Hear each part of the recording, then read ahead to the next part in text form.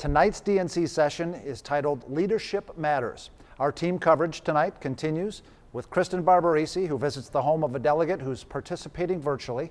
Brendan Cullerton reports on what some view as Milwaukee's lack of recognition during the convention. Mark McPherson reports on the visit of another member of the Trump family to the DNC's host city. And we begin with Mark Stevens for a closer look at the impact of this convention's unconventional format. Mark. Yeah, virtual conventions are likely not going to be the wave of the future because the whole point of a convention is to rev up the grassroots, build momentum, and in some cases flip a state into that party's win column.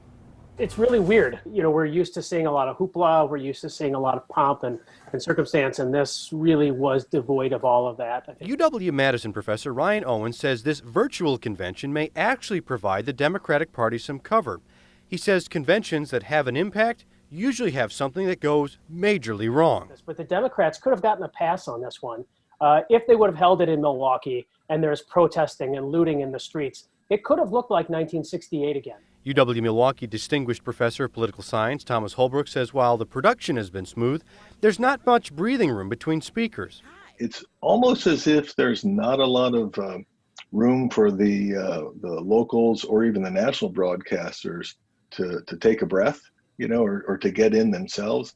And he says the lack of crowd steals a little momentum from the production. Still, the party may actually have a better grip on its message. Maybe this is just kind of a happy discovery that the Democrats have made and maybe the Republicans can follow up on next week. But the biggest thing they've noticed missing from all the coverage, Milwaukee. I thought there would be a little bit more, at least some establishing shots of Lake Michigan and the city skyline and things like that. Larson says that's an opportunity that we're missing out on that other cities won't want to when the next round of conventions comes. Live in Milwaukee, Mark Stevens, CBS 58 News.